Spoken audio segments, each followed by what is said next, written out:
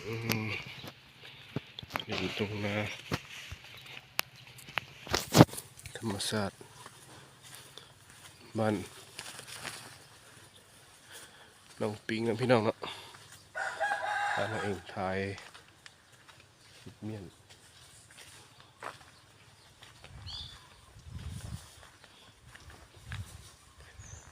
อีเบิร์นทุกจิบได้เห็นแล้ว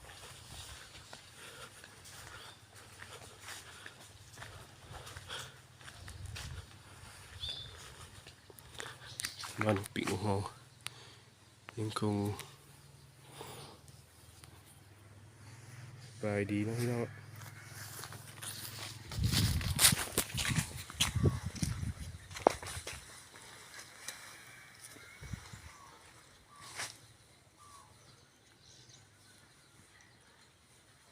เสียงนกเขา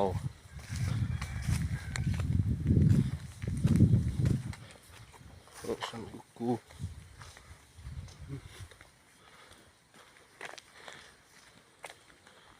สัตว์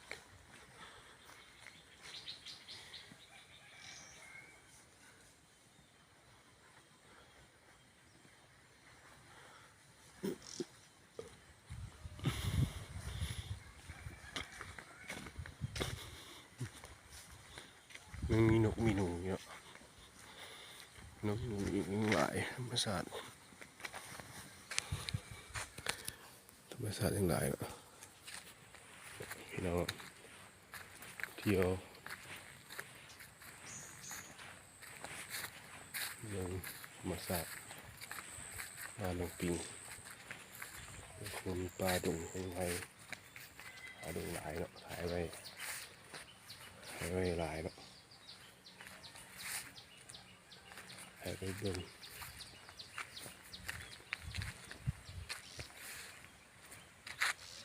มีน้องสาวหลายนะพี่น้อง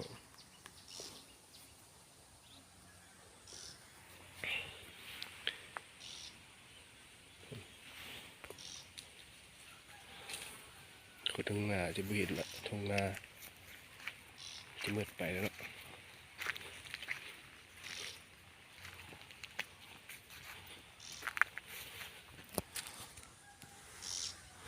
คนทั้งนาที่4-5 ปีข้างหน้าทงนาจะมีเนาะจะมีการพัฒนาขึ้นมาเป็นเพื่อนคน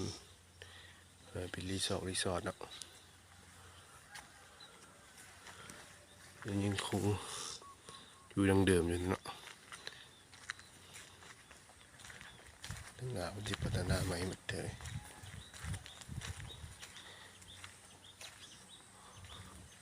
ดู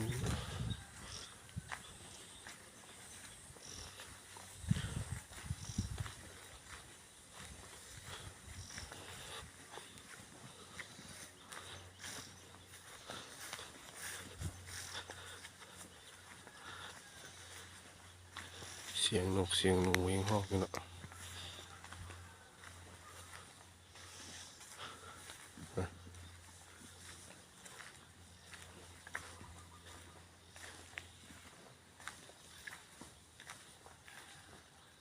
เสียงนกเสียงหนู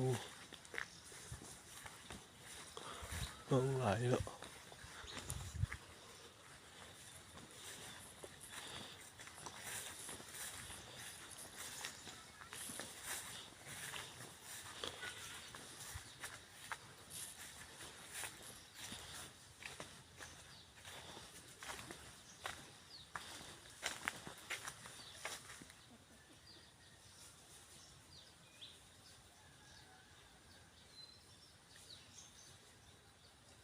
เสียงนกกดนกปืด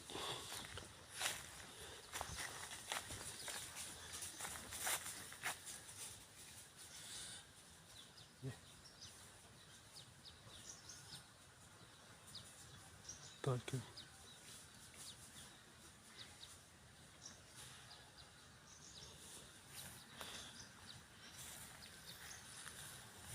เนี่ยโอ้ยทางนี้อะ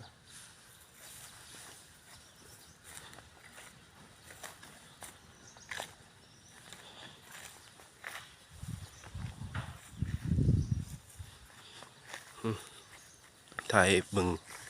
อนาคตข้างหน้าจะมีการเปลี่ยนแปลง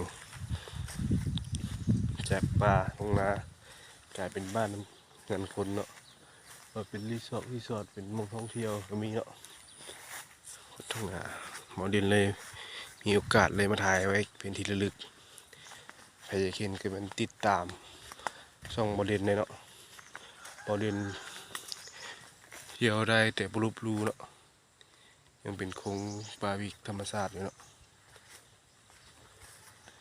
อันนี้มันเถียงเบาหญ้าเถียงเพิ่นเลยเถียงเพิ่นยังมีเถียงเคยนั่งลินเนาะ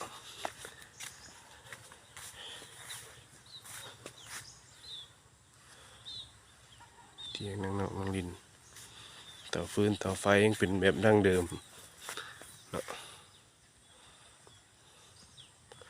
นี่สวนผักเป็นกระเจี๊ยบสวนผักนี่หนองป่าไปเนาะ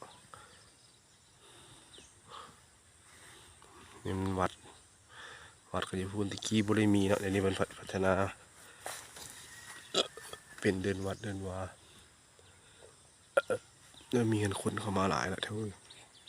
แต่นาไปตรงนานี่จะบ่มีตรงนาเนาะจะมืดไปแล้วตรงนาตัวนี้เพิ่นสิพัฒนาเป็นเงินของคนตะกี้แถวนี้เป็นตรงนาเดี๋ยวนี้เพิ่นมาพัฒนาเป็นเงินคนมาอยู่เพิ่นว่าอาศัยเนาะมีคนหมด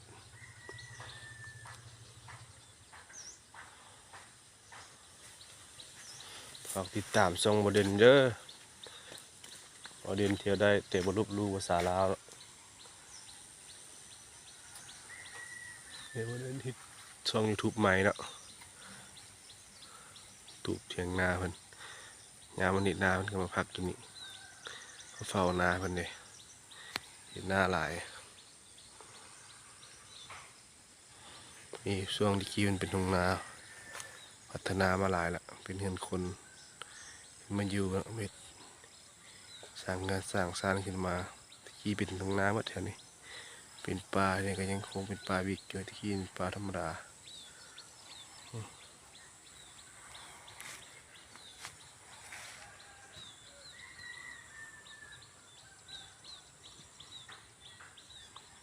รีสอร์ทฝากติดตามคลิปต่อไปเด้อเนาะอันนี้ไทยพี่น้องในเบิงที่อยู่กวางอยู่ไกลอยู่ต่างประเทศมาอยู่สหรัฐเนาะเราได้ไปเห็นคลิปคนลาวสร้างช่องถูกก็สร้างสามารถสร้างได้เนาะหาติดตามกดไลค์กดแชร์กดซับสไครต์เด้อฝากติดตามคลิปต่อไปเด้อเนาะขอบใจที่รับ